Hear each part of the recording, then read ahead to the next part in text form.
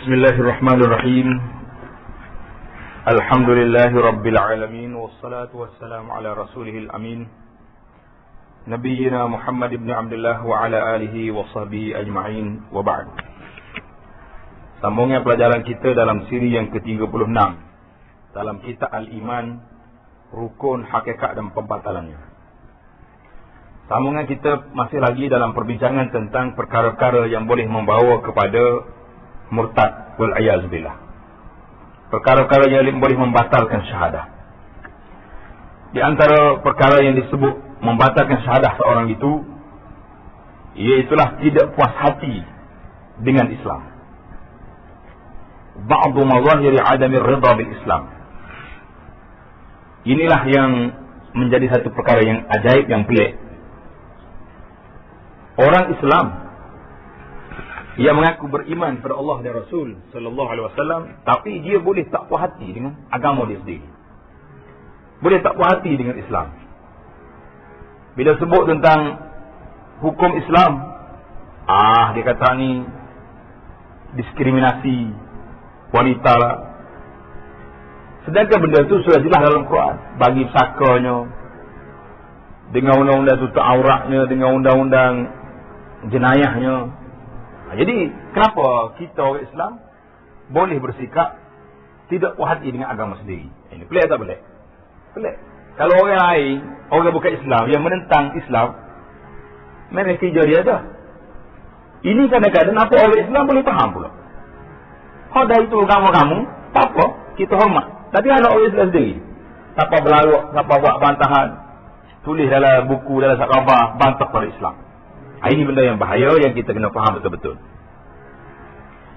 Kami akan jelaskan di sini dua sikap yang menunjukkan benci kepada Islam, yang menjadikan tuannya murtad dan kafir, wal a'yaz billah. Dua sikap ni agak berat. Dua sikap ni yang boleh menyebabkan orang itu jadi kafir, wal a'yaz billah. Sekalipun ia menuturkan dua kalimah syahadah dan menamakan dirinya Muslim. Tengok. Orang yang mengatakan dia Muslim dalam kad pengenalan dia, IC dia, agama Islam. Tapi kalau dia menunjukkan dua sikap ini, maka dia sebenarnya bukan Islam. Dia panggil Islam pada nama, pada kad pengenalan sahaja.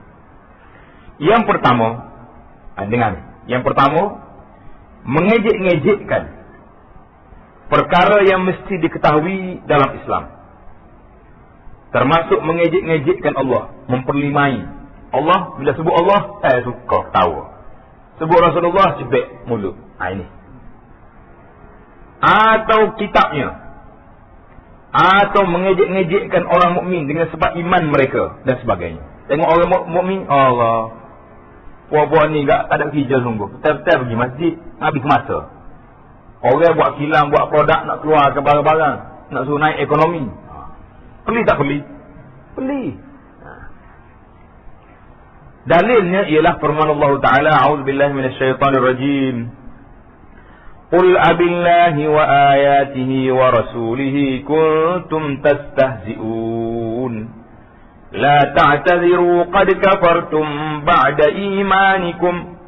إن نعفو عن طائفة منكم نعذب طائفة بأنهم كانوا مجرمين. Maksudnya katakanlah pada mereka, pada pokok munafikin, hadut main-main ayat Allah. Apakah dengan Allah, dengan ayat-ayatnya dan rasul-rasulnya kamu berolok-olok main? Mu nak main-main dengan Allah, nak senang-senang ni, tidak usah kamu minta maaf. Jadi bila dia tahu dia ni, Nabi tahu cerita, dia mari minta maaf, mari minta uzur, mari beri alasan masing-masing. Dia bagi jawapan siap-siap kepada Nabi sallallahu alaihi wasallam. Tidak usah kamu minta maaf, tak payah mari minta maaf. Kerana kamu telah kafir sesudah kamu beriman. Mengkafir lepas beriman. Jika kami memaafkan segulungan daripada mereka kerana mereka bertaubat, maka kami akan mengazabkan golongan yang lain disebabkan mereka adalah orang-orang yang berbuat dosa. Surah At-Taubah ayat 65-66. Tengok cerita apa ayat ni. Sebab nuzul ayat ini, sebab turun ayat Quran ini, ialah seorang lelaki telah berkata dalam peperangan Tabuk. Waktu Nabi nak pergi perang Tabuk, perang Tabuk ni jauh, 700 km. Jalan sekarang, lebuh raya sekarang ni, jarak di antara Tabuk dengan Madinah berapa jauh? 700 km. Jarak dia, bukannya dekat. Dalam perjalanan nak pergi, dia bercakap. Dia kata apa? Saya tidak pernah menjumpai orang yang paling buncit perut. Kuat makan lah, paling buncit perut. Paling banyak berdusta. Dan paling takut ketika berperang. Lebih daripada para Al-Qurra. Al-Qurra ni maksudnya pembaca-pembaca Quran ni lah. Itu dia panggil Al-Qurra. Yakni maksud dia Qurra itu siapa? Rasulullah sallallahu alaihi wasallam dan para sahabat baginda. Dia kata buat-buat buah besar, ya perut, ya bersih, makan banyak. Tapi kalau jumpa dengan seteru, bukannya berani. Sebab nak pergi perang Tabuk, dia jumpa dengan Rom kat sana. Dia sempadan dengan kawasan Rom, dia jaga Tabuk ni. Jaga di Syam. Lalu Auf bin Malik menjawab. Seorang sahabat, Auf bin Malik jawab terus. Dia kata apa? Dusta, kazabta. Engkau telah menjadi munafik. Mu ni pendusta, cakap munafik mu. Saya akan sampaikan kata-kata engkau ini kepada Rasulullah sallallahu alaihi wasallam. Aku nak report ke Nabi. Lalu Auf bin Malik segera menjumpai Rasulullah sallallahu alaihi wasallam. Dia pergi nak report ke Nabi. Tiba-tiba ia mendapati Al-Quran telah mendahuluinya. Al-Quran tu mudah cerita munafik ni. Bila Auf cerita ke Nabi, Nabi kata tak apa, jawapan aku ada dah. Aku tahu dah apa nak jawab. Lalu datanglah lelaki yang berkata tadi kepada Rasulullah sallallahu alaihi wasallam. Mari dia. Dia tahu Auf ni pergi report ke Nabi. Dia mari selalu. Mari nak minta maaf. Mari nak bagi. Nak buat keuzuran. Nak minta keuzuran dengan Nabi apa sebab. Lalu datang lelaki yang berkata tadi kepada Rasulullah sallallahu alaihi wasallam. Sedang Rasulullah sallallahu alaihi wasallam menaiki untanya dan akan berangkat. Nabi nak jalan dah unta, dia nak apa? Lalu ia berkata, "Ya Rasulullah, sebenarnya kami hanya bercakap-cakap dan berbual-bual dalam perjalanan supaya merasa dekat perjalanan." Kita kan jalan jauh. Kami buah-buah tu, cakap-cakap kosong ya, borak-borak. Sembah-sembah. Tak juga jawapan dia ni. Apa ni keuzuran dia ni? Buah-buah tu. Ilah buah. Buat ilah mengatuk menjalan. La haula wala quwwata. Dia buah-buah. Kalau buah benda tak apa ni. Buah tu tak Allah. Tak Rasul. Perlu Islam. Berkata Ibnu Umar radhiyallahu anhuma, mata saya seolah-olah melihat lelaki itu berpegang kepada tali unta. Aku nampak dia pegang tali unta Nabi dan anak-anak batu hasil kejaran unta mengenai kaki. Nabi kita tak berhenti unta berjalan. Dia gantung ke tali, seret kaki atas pada pasir, atas anak batu. Nabi tak break unta. Sedang ia berkata, sebenarnya kami hanya bercakap-cakap dan berbuah-buah saja. Ya Rasulullah, jangan marah kami buah-buah ini. Cakap-cakap sembang-sembang ya. Lalu Nabi SAW menjawab, apakah dengan Allah? Nabi jawab dengan ayat inilah, Abillah wa ayatihi wa rasulihi kuntum tastahzi'un. Apakah dengan Allah, dengan ayat-ayatnya dan dengan Rasulnya kamu berolok-olok main? Main-main dengan Allah, dengan ayat-ayat dia, dengan Rasulnya, nak main-main dengan lain. Kalau dia buah habis ni, baik. Tak buah habis ni. Tapi kalau buah perli tentang Allah dan Rasul, berat. Berat tak berat? Buatlah. Nak bini pak, nak bini berapa ikutmu lah. Tidak menyentuh akidah. Tapi jangan perli pula. Baginda sallallahu alaihi wasallam tidak berpaling kepadanya dan tidak bercakap lebih daripada itu. Nabi jawabnya itu, Abillah wa ayatihi wa rasulihi kuntum tastahzi'un. Tak lebih daripada itu. Nabi tak layak lah. Tak layak. Pergilah. Tunggu daripada unta. Cara mengejek-ngejek itu memang banyak. Tidak mampu kami sebutkan di sini satu persatu. Banyaklah. Dalam penjelasan kita, huraian kepada kitab Mestikah hadis tentang perkara yang membatalkan Islam itu sudah jelas. Tuan-tuan boleh dengar dalam rakaman dia. Kesemuanya termasuk dalam pengertian mengejek dan memandang rendah kepada agama. Tidak berpuas hati dan juga berpaling daripada agama. Kadang-kadang berlaku dengan percakapan atau dengan perbuatan yang berupa isyarat. Isyarat dengan kening. Bila tengok orang Islam, dia main kenyuk kening, kenyuk mata. Itu pun termasuk dalam perli. Menjela lidah, putar lidah. Menjebik bibir mulut ketika mendengar bacaan Quran atau sunnah Rasulullah sallallahu alaihi wasallam. Bila orang kata hadis Nabi ni, Nabi buat ni, jebik bibir. Nabi pun zaman dulu, zaman naik unta, sekarang ni orang naik jet, mana nak ikut Nabi? Perli tak perli? Main-main ke tidak? Main-main. Dalam kitab Al-Istiqah ada jelas dia. Kalau orang itu buat sunnah tapi dia benci pada sunnah, termasuk. Walaupun dia buat benda tu, tapi aku tak suka benda ni. Buat takut orang kata ya. Sudah. Oh berat no. Atau ketika mendengar percakapan hal akidah Islam atau hukum Islam yang mesti diketahui atau umpamanya. Kesimpulannya, bila orang cakap tentang Islam, orang ni perli main-main lukis kartun atau apa benda, termasuklah kalau hari ni dia main-main letak khabar dalam blog, dalam Facebook. Boleh jadi murtad belakang. Wal'iyazubillah. Jangan duk burang-burang main. Ingat suka-suka kau tulis-tulis kartun. Tanggungjawab besar bila kartun perli Islam ni. Yang kedua, ini.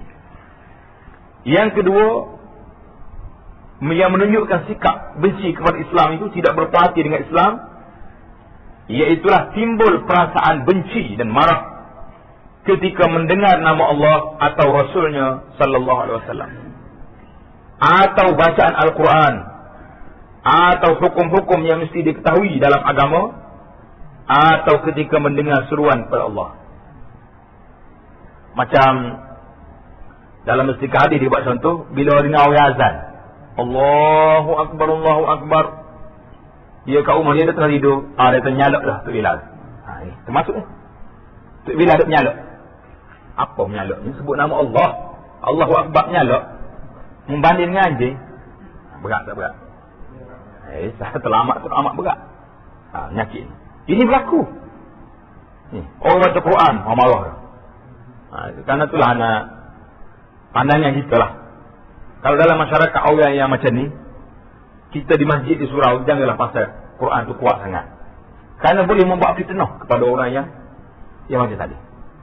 Orang tahu rumah kat masjid, tapi jenis tak pergi masjid, tak usah duk kuat-kuat lah baca Quran. Memang dia tak mari dah. Dia mari tak mari. Tak mari dia jadi badak tuli dah tu. Badak tuli. Lembuhnya badak tuli. Itu ibarat kita yang paling mudah. Lembuhnya dia duduk lah, duduk ngak situ. Orang azan ke orang apa, tak ada apa. Sehat walafiat. Tapi kalau ajak dia tengok bola, Bukit Jalil pergi lagi. Ajak pergi masjid, Allah, payah. Bukan cakap payah, malu pula kau orang azan.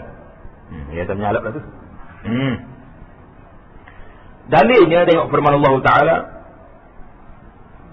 وَإِذَا تُتْلَى عَلَيْهِمْ آيَاتُنَا بَيِّنَاتٍ تَعْرِفُ فِي وُجُوهِ الَّذِينَ كَفَرُوا الْمُنكَرَ يَكَادُونَ يَسْطُونَ بِالَّذِينَ يَتْلُونَ عَلَيْهِمْ آيَاتِنَا قُلْ أَفَأُنَبِّئُكُمْ بِشَرٍّ مِّن ذَلِكُمْ النَّارُ وَعَدَهَا اللَّهُ الَّذِينَ كَفَرُوا وَبِئْسَ الْمَصِيرُ.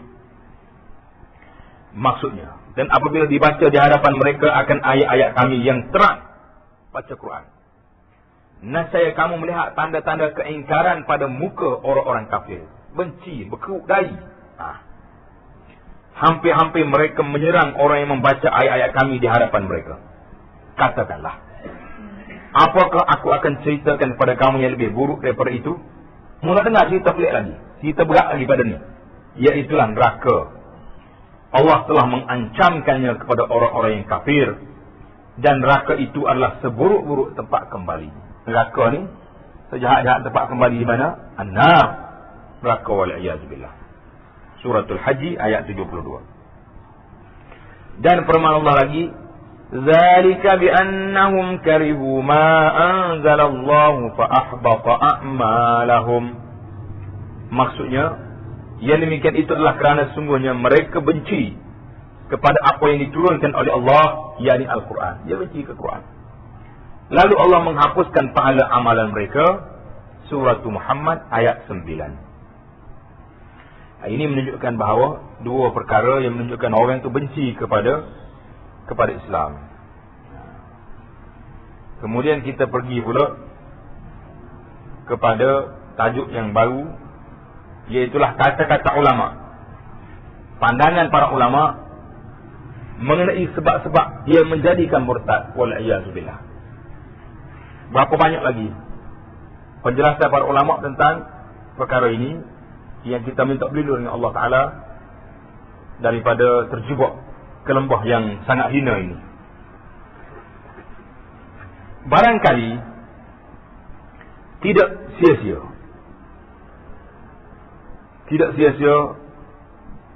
kalau kami sebutkan pada akhir perbahasan ini, perbahasan tentang perkara yang membatalkan iman ini, akan kata-kata ulama mengenai perbuatan, perkataan dan kepercayaan yang boleh menjadikan seorang itu murtad.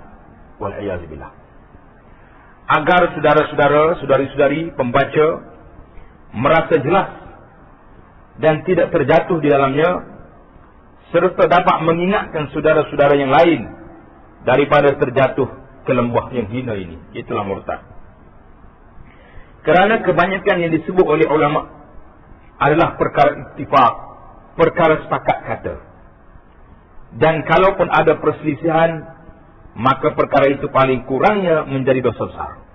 Jadi sebagai ulama ni, dia kategorikan benda ni dosa besar.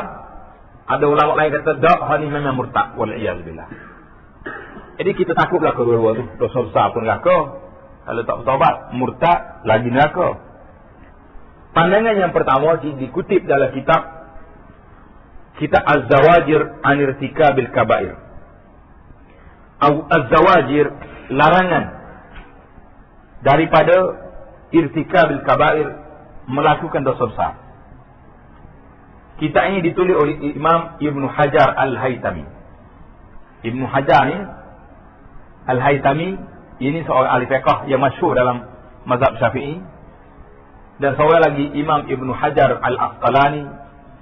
Ini seorang yang hebat dalam mazhab Syafi'i juga, tapi dia ni dalam bidang ilmu hadis. Dua-duanya Ibnu Hajar. Ibnu Hajar Al-Haytami dalam kitab Az-Zawajir, besar kitab ni 2 jilid ada. Ada setengah kitab dia buat sejilid. 2 jilid yang kita ada di sini dalam perpustakaan kita. Dia menyenaraikan dalam kitab Az-Zawajir ini lebih daripada 400 perkara dosa besar. 400 perkara. Yang kita belajar dalam kitab Al-Kabair itu, Az-Zahabi 70. Dalam kitab ni ada 400 lebih. Jadi di antaranya kata-kata Ibn Hajar yang dikutip dalam kitab ini, apa dia?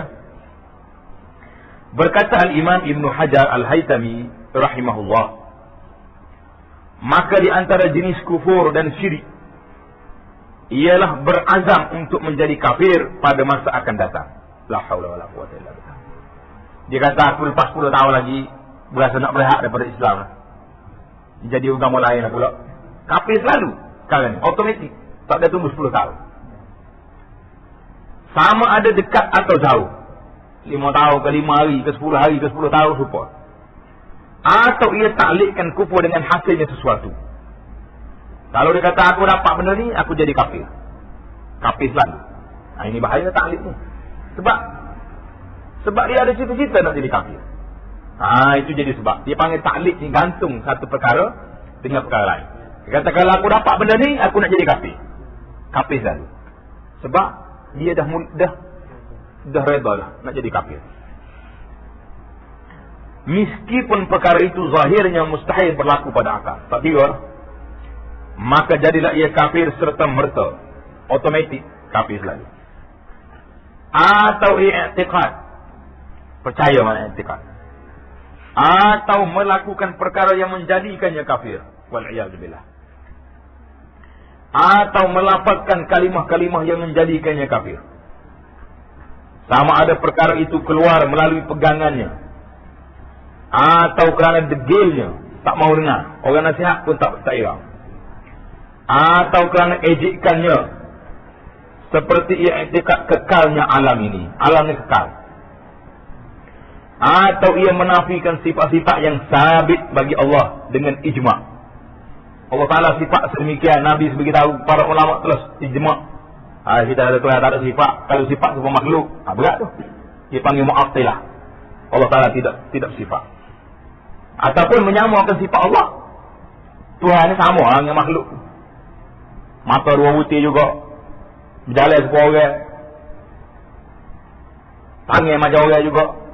Itu dia panggil al-mumatsilah. Orang yang menyamakan ataupun musyabbihah, menyamakan Allah Ta'ala dengan makhluk. Ini kafir juga. Tak boleh. Tuhan itu sama dengan orang. Dia Tuhan. Kalau kata macam mana Tuhan? Lagu dia. Dia Allah. Atau kerana atau ia menafikan sifat-sifat yang sabit bagi Allah dengan ijma' yang mesti diketahui dalam agama, seperti mengingkari ilmu Allah. Tuhan tak tahu. Malaikat bagi tahu baru dia tahu. Tak. Qudratnya, kuasa Allah Ta'ala, pengetahuan Allah akan perkara-perkara juz'iyat. Juz'iyat ni cabang atau peranting. Ataupun isbatkan perkara-perkara yang Allah nafikan, seperti isbatkan warna bagi Allah. La haula wala quwwata illa billah.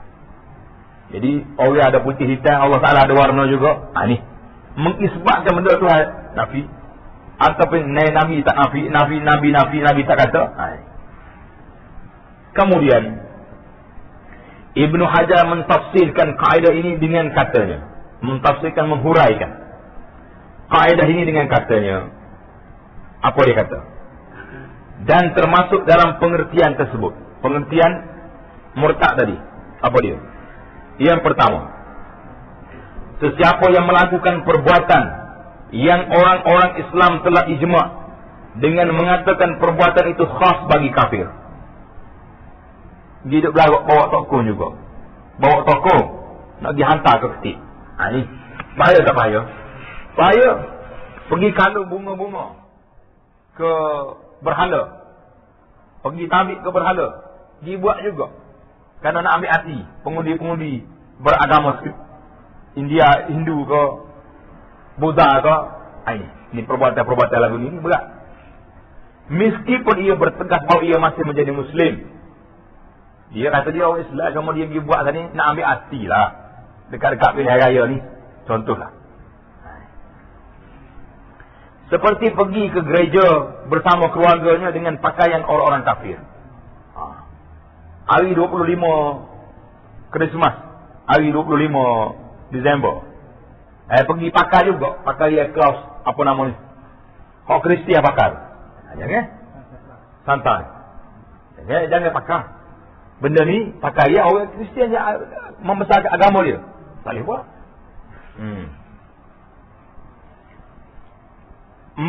Pergi ke gereja bersama keluarganya dengan pakaian orang-orang kafir. Itu yang pertama. Yang kedua, atau mencampakkan kertas yang tertulis di dalamnya ayat-ayat Al-Quran atau nama Allah ke tempat najis. Jangan.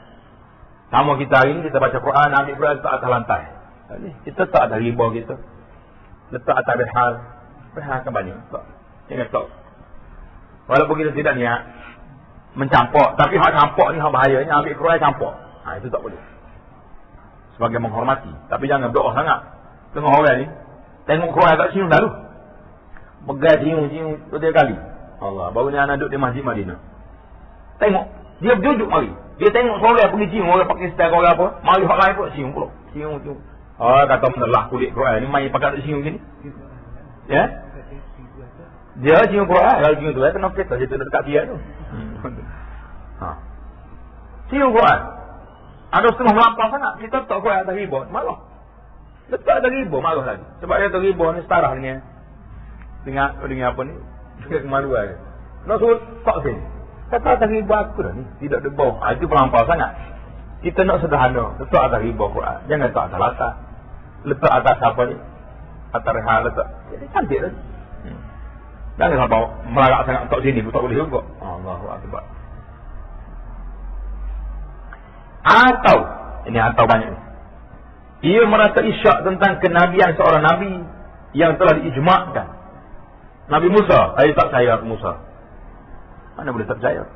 Nabi-nabi yang tak kenal. Orang-orang yang khilaf ulama ni antara dia nabi ke tidak, ke orang saleh. Itu bolehlah kita khilaf. Kalau ni nabi, kan banyak kan nama-nama orang-orang dulu tu. Para ulama kata, dia ni nabi ke rajul saleh. Jadi kita kata orang ni nabi. Kebanyakan ulama itu ijma' dan nabi. Nabi lah dia. Ataupun dia ni orang saleh, tapi disebut walaupun namanya disebut dalam Quran. Karena itu dalam kitab yang ditulis oleh Syekh Abdul Fattah Al-Khalidi daripada Urdun. Dia tulis tafsir Quran.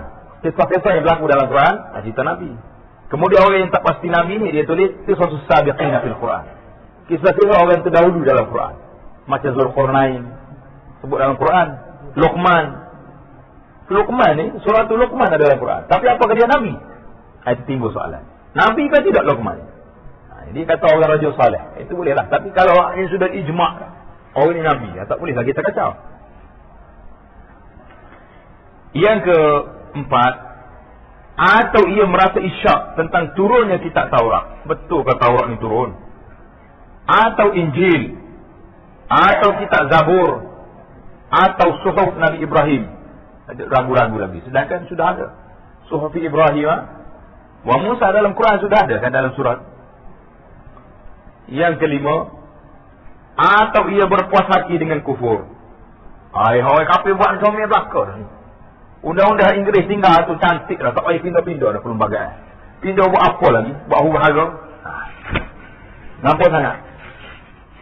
Berpuas hati sangat dengan kufur.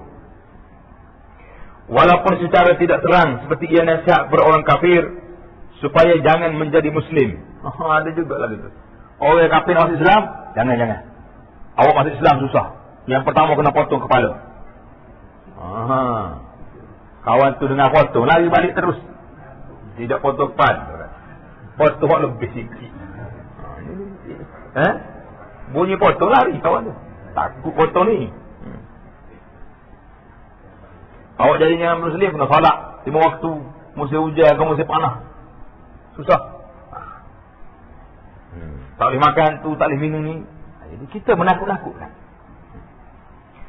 Sekalipun si kafir itu tidak pernah meminta nasihat daripadanya, atau ia memohon supaya orang lain menjadi kafir, kerana perbuatan demikian melambangkan ia berpuas hati dengan kufur. Wal'iyadzubillah. Kita larang orang masuk Islam pula. Hari ini jadi masalah kita hari ini. Halangan orang bukan Islam nak masuk Islam ni, duduk di siapa? Duduk di anak-anak orang Islam. Perangai tak baik. Dalam kitab tafsir dah hurailah. Perangai yang tak baik ni yang menghalang orang kafir daripada masuk Islam. Dia tengok, orang Islam nipu. Orang Islam rasuah kuat. Orang Islam pun penuh juga di pusat-pusat judi. Di tempat minum arak puak dia ya. Kelak malam pun anak-anak dia yang ramai situ. Hanya menyebabkan orang kafir itu sama yang kita dua. Kalau mari pencegah maksiat kena tangkap. Aku kalau pencegah maksiat mari, penguat kuasa agama mari, kena tangkap atau tak kena tangkap? Tak kena tangkap sebab dia tulis dah. Dilarang orang Islam masuk. Orang bukan Islam dipersilakan masuk. Daripada aku kena tangkap, baik aku duduk kekal lagu ni. Sudah kita. Ini halang-halangan yang tak betul ni. Yang seterusnya, atau ia berkata kepada seorang Muslim, wahai kafir. Dengan tidak ada sebarang takwil, kerana ia telah menamakan Islam dengan nama kufur. Wal'iyadzubillah. Kita panggil orang Islam, kafir. Hari ini banyak. Dia sebut nama-nama orang ni kafir. Sebut nama ulama ni kafir. Sebut nama ustaz ni kafir. Mudah ya. Dia masuk dalam tong neraka. Seolah-olah kunci neraka tu duduk tangan pok dia. Mengkafir kau orang. Tak boleh. Kalau kita cakap tentang kafir dengan murtad ni wal'iyadzubillah, jangan kita namakan orang. Kita boleh kata perbuatan itu boleh membawa kepada kufur. Dengan dalil-dalil. Tapi kalau nak jatuh hukum orang ni kafir, orang ni sesat, orang ni murtad lah. Itu bukan kerja kita, ini kerja qadhi yang menjatuhkan hukum di mahkamah. Setelah bukti-bukti. Tak boleh menentu. Jangan bersama-sama berani kata orang ni kafir. Dia akan balik semula kepada Tuhan dia. Yang seterusnya, yang ketujuh, atau ia menghinakan nama Allah, atau nama nabinya, atau perintah Allah, atau perintah nabinya, kita langgar semua, benci. Atau janji Allah, sama ada syurga atau neraka. Sekarang ni kalau orang cakap syurga neraka, ada pula orang pelia dia, ada pula ustaz dia bermain syurga neraka. Dia panggil rasuah dengan syurga. Mana ada rasuah syurga? Tu yang sendiri bagi tawaran. Pandang-pandang. Seperti ia berkata, kalau Allah menyuruh saya melakukan sekian-sekian, saya tidak akan buat. Oi, dia tunjuk dengan Allah. Dia kata, kalau Tuhan suruh, aku tak nak buat. Atau ia berkata, kalau Allah jadikan kiblat di sini, saya juga tidak akan melakukan salat. Atau ia berkata, kalau Allah berikan syurga kepadaku, aku tidak akan masuk. Dengan mengejek-ngejek kepada syurga, atau kerana berdegil. Atau ia berkata, kalau Allah mengambil salah, dengan sebab saya meninggal salat, dalam hal saya susah dan sakit, berarti Allah menzalimi saya. Aku sakit, itu harus bayar juga, pengal zalim. Kafir. Atau berkata si zalim, orang ini zalim, dia mengenak kepada orang. Dia kata apa? Aku berbuat kepada engkau bukan dengan takdir Allah, tapi dengan kuasa aku. Oh. Kepada orang yang dizalimi, yang berkata, sesungguhnya kezalimin adalah dengan takdir Allah. Dia lawan balik. Tak, kuasa aku, mana ada Allah. Atau ia berkata, kalau malaikat atau Nabi hadir di hadapanku, aku tidak akan percaya kepadanya. Atau ia berkata, kalaulah si anu itu seorang Nabi, saya tidak akan percaya kepadanya. Atau ia berkata, kalaulah benar apa yang Nabi janjikan itu, nascaya kita terselamat. Jadi dia perlimai. Atau ada orang berkata kepadanya, keraklah kuku engkau, kerana kerak mengerak kuku itu adalah sunnah. Lalu ia berkata, saya tidak akan mengerak kuku, sekalipun ia adalah sunnah. Ia mengatakan demikian kerana mengejek-ngejek. Ini jelaslah perbuatan-perbuatan ini membuat pada kufur. Yang ke-8, atau ia berkata, tidak ada kekuasaan dan kekuatan melainkan dengan Allah, yang tidak boleh mengenyangkan orang lapar. Dia kata, Tuhan ni tak boleh mengenyang orang lapar. Lapar ni kena makan baru kenyang. Demikian juga kalau ditambah kalimah-kalimah tambahan dalam zikir yang lain, sebagaimana zahirnya ia tambah kalimah-kalimah tambahan dalam zikir tersebut. Mana zikir ni tak boleh nak tambah-tambah. Kalau Nabi kita ajar tu, ini bahaya. Yang ke-9, atau ia berkata, orang yang melakukan kalimah azan itu dusta dalam azan ini. La haula wala quwwata illa billah. Atau ia membandingkan suara azan itu dengan suara loceng orang kafir di gereja, ataupun di mana tempat. Kan dia sama yang loceng ni. Atau mengejek-ngejek dengan kalimah azannya. Dia main lah, menyalak tu. Yang ke-10, yang ke-10 lah. Atau ia memberi nama Allah kepada benda-benda yang haram karena bersenda-senda dengan nama Allah. Dia ambil anjing, dia buh nama Tuhan situ. Ambil kucing ke, jangan. Atau ia berkata, aku tidak takut pada hari kiamat dalam keadaan bersenda-senda. Mana kiamat? Ada mati sama kini, tak balik-balik pun.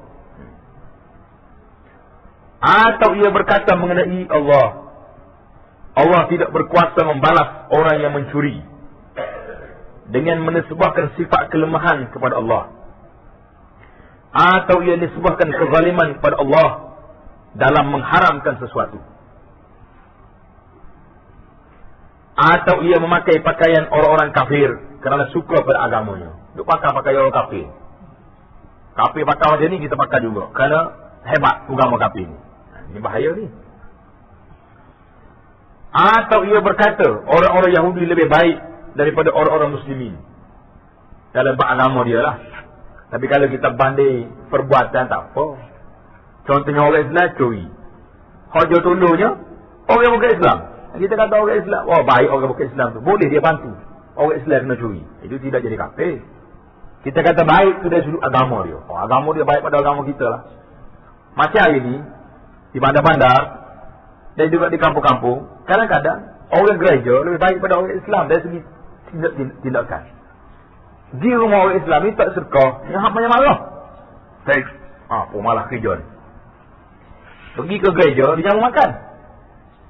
Banyak tempat-tempat yang kita duk baca dalam berita. Gereja ni dia buat jamuan, makan situ. Free, boleh makan. Apa dia mari, jamu makan. Tapi kalau di rumah orang Islam, mari pula lah dia. Tapi dia mati sini, tak ada kenduri ya. Malah. Ini perbezaan ini. Kalau setakat tu lah. Jangan kata agama dia baik. Bukan agama. Itu program dia baik. Sama-sama nak ngempin. Atau ketika ditanya, apakah dia beriman? Ia menjawab, saya tidak tahu. Karena bersenang-senangnya. Awak beriman? Hai. Ini apa? Tak mengaku beriman. Ini masalah. Biasa beriman ni orang tak main sangat. Kecuali orang munafikin. Tapi kalau tanya kahwin. Orang kahwin ramai dia tak mengaku. Menikah? Tak. Ini bahaya. Kenapa dia nafikan? Sedangkan dia ada isteri lain. Tidak sampai berlaku. Tapi dusta berlaku lah. Atau dia mengingkari persahabatan Abu Bakar radhiyallahu anhu dengan Rasulullah sallallahu alaihi wasallam. Dia kata Abu Bakar bukan sahabat Nabi. Mana boleh dalam Quran sebut izhuma fil ghar. Iz yaqulu li sahibihi la tahzan. Atau ia menuduh Aisyah radhiyallahu anha dengan melakukan perbuatan zina. Kita dah belajar kan dalam kitab hadis al-ifki itu, siapa dia tuduh Aisyah ni jahat, orang itu kafir. Sebab Allah Ta'ala sebut dalam Quran Aisyah benar. Kerana mengingkari persahabatan Abu Bakar dan tuduhan terhadap Aisyah berarti mendustakan Al-Quran. Bersalahan dengan mengingkari persahabatan atau menuduh orang lain daripada keduanya. Itu pun kalau tidak murtad total pun dekat-dekat juga lah. Sebab jelas dalam hadis yang sahih mengatakan Sayyidina Umar, Sayyidina Osman, sahabat-sahabat yang besar ni duduk sekali dengan Nabi. Kalau tak sebut dalam Quran, dalam hadis ada. Kafir juga. Dalam masalah ini. Tak boleh nak main-main. Kata tak apa. Saya nak bakar dia tak boleh. Umat. Tak. Maknanya ni hak ijma'. Yang itu ittifaq. Ramai. Kecuali orang-orang yang benci pada sahabat yang buat kacau ni. Atau ia berkata, saya ini Allah. Ini buat-buat dah terwujud. Buat-buat anal haq. Walaupun dengan bergurau. Atau ia berkata saya tidak tahu hak Allah atas saya. Apa hak Allah atas saya? Tak ada apa. Kerana mengingkari kewajipan terhadap Allah. Atau ia berkata dengan mengejek-ngejek, saya telah jemu dengan Al-Quran. La haula la quwwata illa billah. Atau dengan salat, atau dengan zikir, atau umpamanya. Yang seterusnya, atau ia berkata tak tahu apa dia mahsyar. Mahsyar tu apa? Tak tahu. Apa cerita ni? Lepas-lepas mati tak ada apa. Atau apa dia jahannam? Neraka jahannam tu apa? Tak tahu. Atau ia berkata Allah melaknat ke atas setiap orang yang alim. Dan dia niat umum lafaz itu. Tu alim itu laknat. Kalau kata alim yang tipu, yang jual agama, tak apalah tu. Kerana lafaz alim itu mencakupi para nabi dan malaikat. Jadi kalau kita mutlak itu rusak. Atau ia berkata dengan mengejek-ngejek, apakah makna syarak? Syarak-syarak ni apa tak? Atau ia berkata, apabila zahirnya tauhid rububiyah, maka hilanglah ubudiyah. Jika ia bermaksud hilanglah hukum Allah. Jadi bila orang ni kuat dah tauhid, tak payah lagi lah. Maya tak payah, apa tak perlu. Yang terakhir dalam kitab kita ni, dalam kitab Zawajir ni yang dipilih oleh penulis kita, atau ia mendakwa Tuhan adalah ahli seni yang sifatnya adalah sifat kemanusiaan, kemudian menjadi Tuhan Allah. Atau ia mendakwa ia pernah melihat Allah dengan mata kasarnya sendiri di dunia ini. Ini ada ni ajaran sesat. Dia kata dia boleh lukis Tuhan. Dia tak keluar daripada rumah dia, pergi semaya jemaah pun tidak. Orang kata dia buat apa tu? Syekh buat apa? Duk melukis Tuhan. Kata ni bukan syekh, ni syaitan nama ni. Atau pernah bercakap dengan Allah, atau Allah telah menjelma dalam bentuk rupa yang cantik, atau mendakwa Allah telah gugurkan taklif daripadanya. Aku ni martabat tinggi dah, tak ada dah taklif ni, salat tak perlu. Atau ia berkata seorang hamba itu boleh berhubung dan sampai kepada Allah bukan melalui jalan ibadat, berhubung direct terus. Atau ia berkata roh itu daripada cahaya Allah, apabila cahaya berhubung dengan cahaya ia akan bersatu. Ini dipanggil wahdatul wujud, apa benda. Maka orang yang mengatakan salah satu daripada perkara-perkara tersebut, ia menjadi kafir. Wal iyazu billah. Inilah petikan daripada kitab Az-Zawajir an Iqtirafil Kaba'ir bagi Syekh Ibnu Hajar Al-Haytami Al-Makki rahimahullahu ta'ala, jilid yang pertama, halaman 28 hingga 30. Jadi insyaAllah kita akan baca pula pandangan ulama lain pula pada perkara-perkara yang boleh menjadi kafir, iaitulah di dalam perbincangan kita dalam siri yang ke-37 insyaAllah.